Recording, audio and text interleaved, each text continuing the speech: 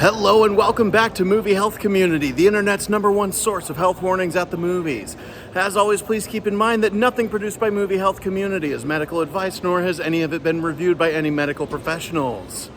Today we're talking about Dune Part 2, the sequel to the Denis Villeneuve masterpiece Dune from 2021. Denis Villeneuve has a reputation that has merited IMAX first at every movie he does. So I'm seeing this in IMAX tonight. I am a different person than I was when I walked into that theater. Before we talk about whether this movie is any good, let's talk about if this movie is safe for photosensitive audiences. The answer is most of the runtime of this movie is safe for photosensitive audiences. This is going to sound like I have a lot to say, but this takes up a very small amount of the runtime, and it's easy to describe. So it's easy to tell when there are warnings for these scenes about to happen. So the biggest scene of strobe lights in Dune Part 2 involves a long dark hallway. There are some strobe lights illuminating this hallway. This is a scene that lasts about 2 or 3 minutes. There's a really easy way to know that this scene is about to happen, and that is when we see fireworks happening at night.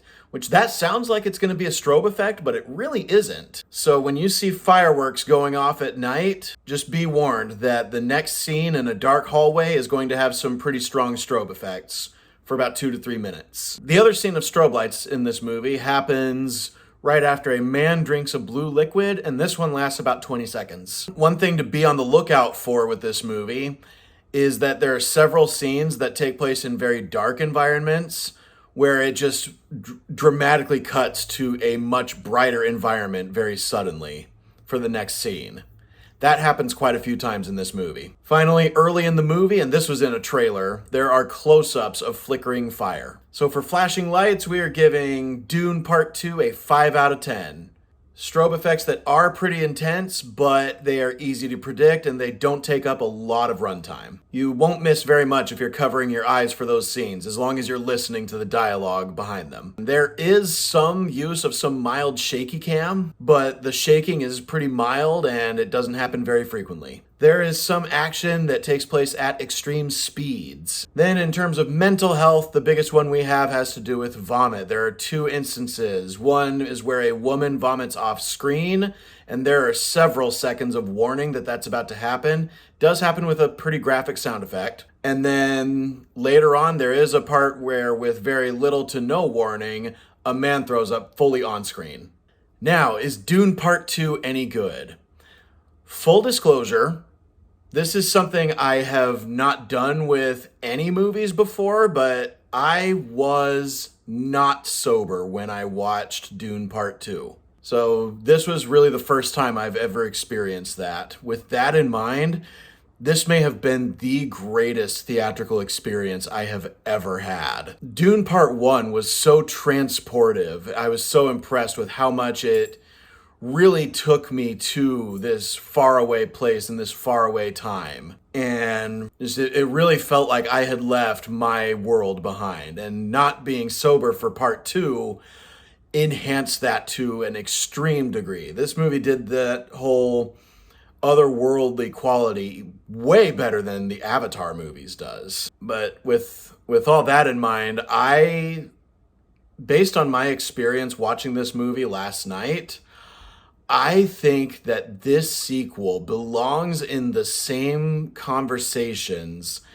as Terminator 2 and The Empire Strikes Back.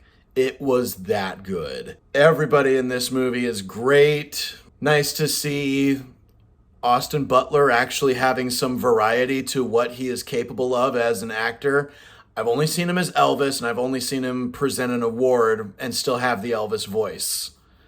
And he definitely did not have the Elvis voice in this. He had Stellan Skarsgård's voice. It seemed like he was doing an impression of Stellan Skarsgård, which, given the fact that he's supposed to be related to Stellan Skarsgård in this movie, makes sense. But this movie brought more of the mysticism of the world of Dune and depicted it in a way that it felt real. Like this almost felt like a faith one could really join. There was quite a lot of CG in this movie. It was all perfect. Just the way it was used and the quality of the animation. This was some of the most convincing CG I've ever seen. As with every one of Denis Villeneuve's movies, this one demands to be seen on an IMAX screen if you have access to one. And I'm so glad I did. The visuals were absolutely stunning. I don't think it was quite as pretty of a movie as Blade Runner 2049,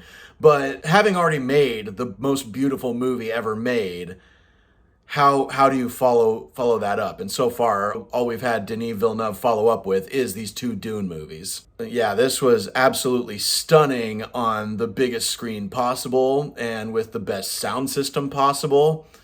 And this is why we go to the theaters, to experience things like this and to truly be transported into these new worlds. That is what IMAX specifically was made for. I have no complaints about this movie. I am going to give Dune Part 2 an A+. Thank you so much to our readers on Tumblr and Facebook, and as always, an extra special thanks to our patrons over on our Patreon page whose names are scrolling across the screen like credits right now.